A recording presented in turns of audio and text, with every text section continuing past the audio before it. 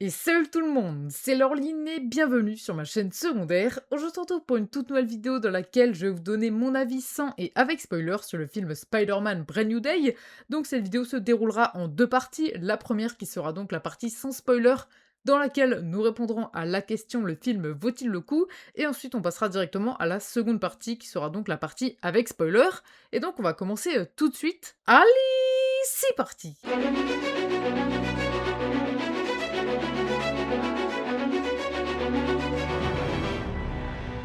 On commence directement par cette partie sans spoiler. Alors honnêtement, j'ai trouvé que le film était bien, mais je reste quand même assez mitigé. En fait, le film n'est pas autosuffisant, il est très différent des films de Spider-Man qu'on connaît. C'est un film qui est plus un film Marvel qui sert de transition et de support pour ce qui arrive après, qu'un film Spider-Man tel qu'on les connaît.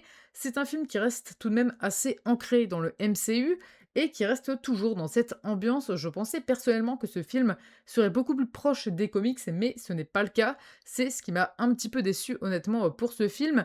Donc ce film sert à inclure et nous présenter de nouveaux personnages pour l'avenir de l'univers Marvel. Donc ça reste quand même très très ancré dans l'univers Marvel actuel et dans le MCU. Donc ça reste quand même assez éloigné des films Spider-Man classiques. Je pense qu'on appréciera plus ce film en voyant la suite, car comme dit précédemment, le film n'est pas autosuffisant. Donc je pense aussi que cette impression que le film n'est pas autosuffisant est aussi due à l'inversion d'Avengers Doomsday et de Spider-Man Brand New Day, puisqu'à la base c'est Avengers Doomsday qui devait sortir avant Spider-Man Brand New Day, sauf qu'ils ont inversé, on va dire un petit peu au niveau des dates de sortie, et donc je pense que ça a un petit peu contraint Marvel sur ce film Spider-Man Brand New Day à faire un film peut-être un petit peu moins ambitieux, avec une fin qui reste quand même assez ouverte pour laisser pas mal de place pour la suite. Donc honnêtement, c'est un bon film, honnêtement, voire un très bon film Spider-Man, mais ça reste très très proche du MCU. On a même parfois plus l'impression de regarder un film Marvel que vraiment un film Spider-Man. Alors, niveau note, on va commencer directement sur Allociné. Le film est noté 3,3 sur 5 par la presse et 4,1 sur 5 par les spectateurs.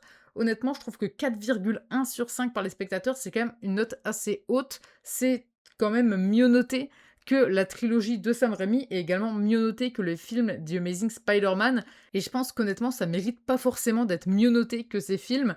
Selon moi, je pense que le film mériterait peut-être autour des 3,8 voire 4 maximum, mais je trouve que 4,1 c'est quand même assez élevé. Selon moi, le film est bon, voire très bon, mais pas plus que les précédents films Spider-Man, puisque là, on a plus un film, on va dire, Marvel, qui va servir un petit peu de base pour la suite. Donc c'est un film qui est pas tout à fait non plus indépendant. Après, on n'est pas obligé de regarder forcément les dernières séries Marvel et les derniers films Marvel pour comprendre le film, mais c'est un film qui reste quand même très très proche du MCU et qui sert, on va dire, de base pour la suite.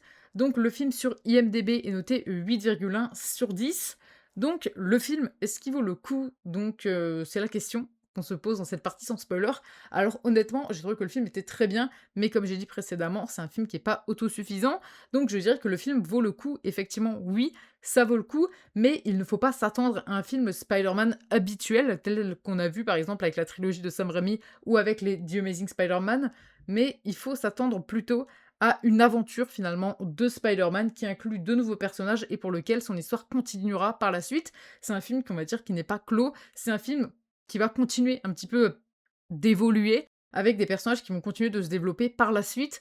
Donc c'est un film qui n'est pas autosuffisant, comme je l'ai dit, mais c'est un film qui sert pour la suite et qui, sûrement par la suite, sera un petit peu mieux, entre guillemets. Je pense que on appréciera plus ce film lorsqu'on aura, par exemple, les prochains films Avengers ainsi que les prochains films Spider-Man qui sortiront. Je pense que celui-ci, on l'appréciera un peu plus.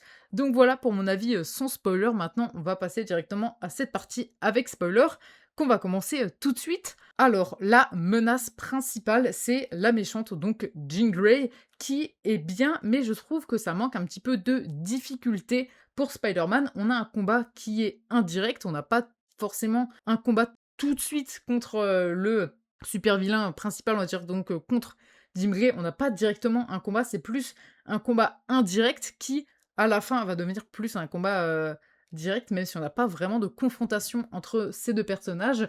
C'est donc un combat indirect qui est difficile pour Spider-Man. Tout de même, c'est un combat qui est assez psychologique et difficile pour Spider-Man, sans pour autant qu'on ait l'impression qu'on est face à une très grande menace. On n'a pas l'impression que toute la vie des citoyens, par exemple de New York, est vraiment en danger.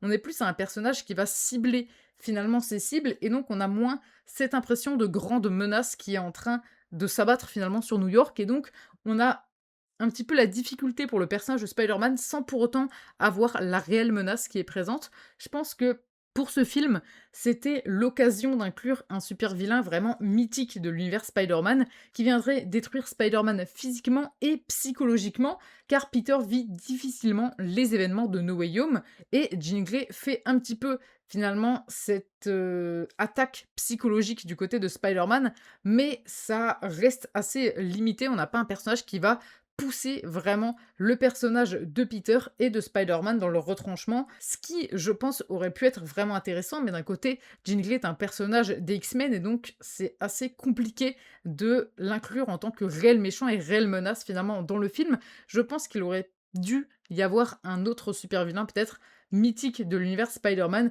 qui aurait vraiment poussé à la fois Peter et Spider-Man dans leur retranchement en usant de cette faiblesse psychologique liée aux événements du précédent film, donc de No Way Home.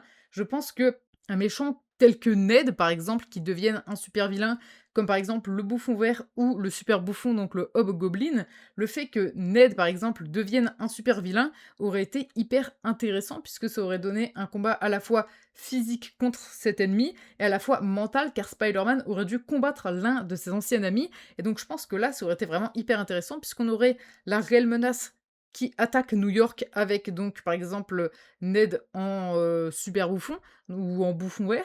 Là, ça aurait été une réelle menace à la fois pour New York et à la fois pour Spider-Man. Ça aurait été un combat très psychologique puisqu'il devrait affronter l'un de ses anciens amis et il aurait pas forcément eu le choix en fait. Il aurait été obligé de l'affronter pour sauver New York et donc on aurait un combat super intéressant avec un petit peu ces deux côtés, ce super vilain finalement à double tranchant. Ça aurait été hyper intéressant ou alors qu'on ait un autre méchant comme par exemple Mister Négative qui aurait incarné également ce côté menace pour New York et qui aurait par exemple transformé MJ et Ned en démons, forçant Spider-Man à les combattre. Ça aurait donné quelque chose de beaucoup plus psychologique et je pense que ça manque à la fois de combat et de menace pour New York et ça manque également un petit peu de ce côté psychologique qui vient un petit peu plus peser finalement sur la vie de Spider-Man et sur la vie de Peter.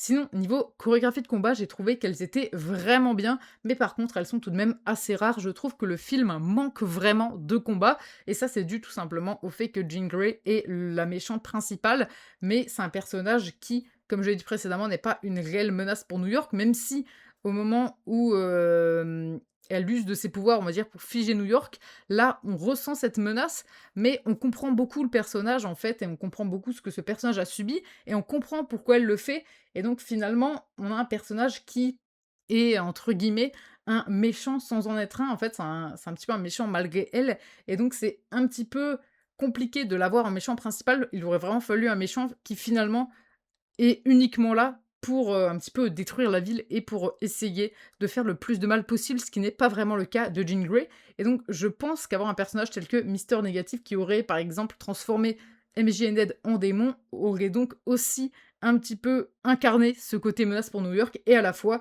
ça aurait permis d'attaquer directement Spider-Man, on va dire, l'affecter directement psychologiquement et ça, je pense que ça aurait pu vraiment être intéressant. Donc revenons maintenant sur les chorégraphies de combat qui sont cool, mais qui sont assez rares. Je trouve que les films manquent de combat, à part contre Scorpion, là les chorégraphies de combat sont vraiment hyper cool, et contre la main, ça aussi c'est vraiment des combats qui sont très très cool, franchement. Les combats contre Scorpion et la main sont vraiment très très bien, mais c'est un petit peu dommage que ce film manque de combat. Sinon, comme dit précédemment, je pense que c'est l'inversion entre Avengers Doomsday et Spider-Man Brand New Day qui les a un petit peu contraints à faire un film moins ambitieux avec un super vilain qui n'est plus une menace à la fin du film pour laisser place au Docteur Doom et au prochain film Avengers. Je pense que ils étaient obligés un petit peu de clôturer ce film par une menace, un super vilain, ou plutôt du coup pour le coup une méchante qui à la fin n'est plus une menace parce que sinon on aurait eu plusieurs méchants à la fois qui sont toujours entre guillemets en activité et donc c'était un petit peu compliqué. Je pense qu'ils ont essayé de mettre un super vilain pour le film et à la fin donc que celle-ci ne soit plus une menace pour laisser vraiment place au prochain super vilain principal qui sera donc le Docteur Doom dans Avengers Doomsday et donc je pense que c'est pourquoi ils ont écrit ça ainsi. Sinon, on peut parler de la relation avec MJ et Ned et Peter qui est parfois un petit peu tardive. Je trouve que le fait que Peter va voir Ned à la fin du film est un petit peu dommage. Je pense que ça aurait pu être fait un petit peu plus tôt, puisque là, on a vraiment cette scène qui arrive à la fin et ça nous donne envie d'en savoir directement plus, sauf que je pense que ça aurait été cool d'avoir cette scène un petit peu plus tôt parce que là, cette scène est incroyable et nous donne vraiment envie tout simplement d'en savoir plus. Et ça, je trouve que parfois la relation entre MJ, Ned et Peter est parfois un peu mal écrite, voire maladroite, puisqu'on ressent vraiment un petit peu une hésitation de la part de Marvel, comme s'ils hésitaient entre réunir ces personnages ou laisser Spider-Man s'en éloigner et faire de nouvelles connaissances. Je pensais à la base que Peter allait peut-être aller au Fist et que celui-ci connaîtrait de nouvelles personnes telles que Gwen Stacy ou Miles Morales, et je pensais que le fait que tout le monde l'ait oublié permettrait au personnage de se rapprocher d'un univers proche des comics et de s'éloigner un petit peu de ce côté MCU, et finalement on reste très proche de ce côté MCU, sûrement dû à l'inversion du film Avengers Doomsday et Spider-Man Brand New Day, mais on ressent une sorte d'hésitation et c'est peut-être pourquoi on a la scène avec Ned à la fin du film, pour peut-être développer plus tard ce point et cette relation entre MJ, Ned et Peter Parker.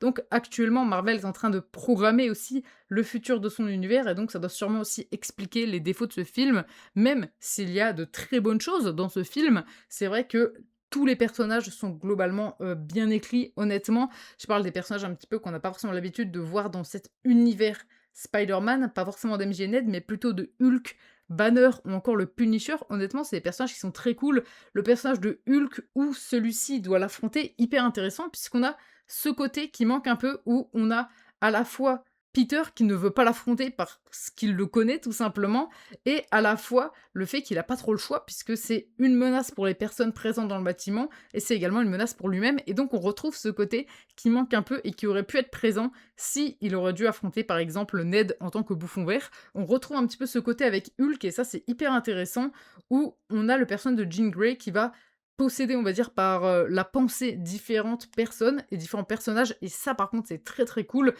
L'affrontement avec le personnage de Hulk est vraiment très bien. Bruce Banner est également un personnage hyper intéressant dans ce film. Le Punisher est aussi hyper important comme personnage. Et le fait que celui-ci soit à un moment possédé par Jean Grey est hyper important également et hyper intéressant aussi.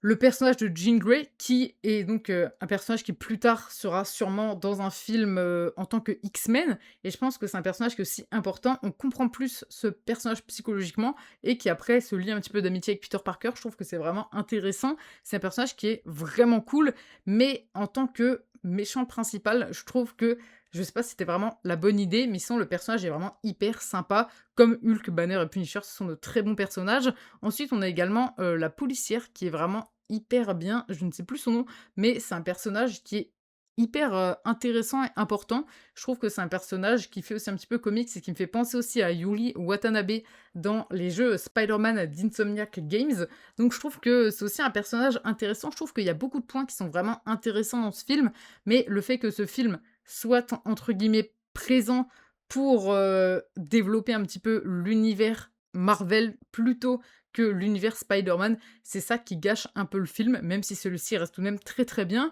Sinon, je trouve que les flashbacks, par exemple, de No Way Home, sont vraiment hyper bien utilisés. Les flashbacks dans le film ajoutent vraiment quelque chose, et ça, par contre, c'est hyper sympa.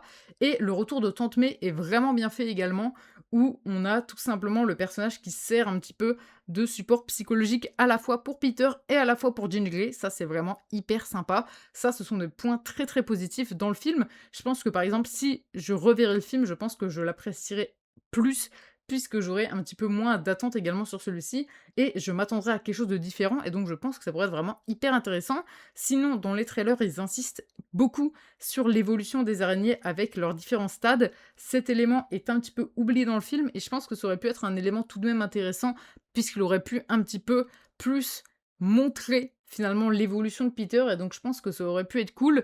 Sinon, je pense qu'il va falloir, comme je l'ai dit précédemment, il va falloir attendre de voir la suite pour vraiment apprécier ce film, car celui-ci n'est pas indépendant et son histoire se construira sûrement sur plusieurs films du MCU ou plusieurs films Spider-Man. Le film est très bien, honnêtement, il y a de très très bons points positifs, même s'il y a des points un petit peu plus négatifs, mais honnêtement, le film reste dans sa globalité quand même un très bon film, mais il sert de support pour la suite. Donc le film raconte une histoire un petit peu incomplète par moment, mais j'ai quand même très hâte de voir la suite pour savoir qu'est-ce qu'ils vont décider de faire avec cet univers Spider-Man, parce qu'honnêtement, il y a énormément de possibilités et il y a vraiment de très bonnes choses à faire avec cet univers. Donc voilà pour cette vidéo, j'espère vraiment que celle-ci vous aura plu. Voilà un petit peu pour mon avis sur le film Spider-Man Brand New Day. Honnêtement, ça reste tout de même un très bon film. J'ai vraiment passé un bon moment en train de regarder ce film, mais j'avais des attentes très différentes de ce qu'on a eu, et c'est ça qui m'a un petit peu surprise. Donc voilà pour cette vidéo, j'espère vraiment que celle-ci vous aura plu. Si c'est le cas, n'hésitez surtout pas à la liker ainsi qu'à vous abonner en activant la cloche, c'est vraiment super important. Donc on se retrouve mercredi prochain à 14 h pour une toute nouvelle vidéo. Allez, salut!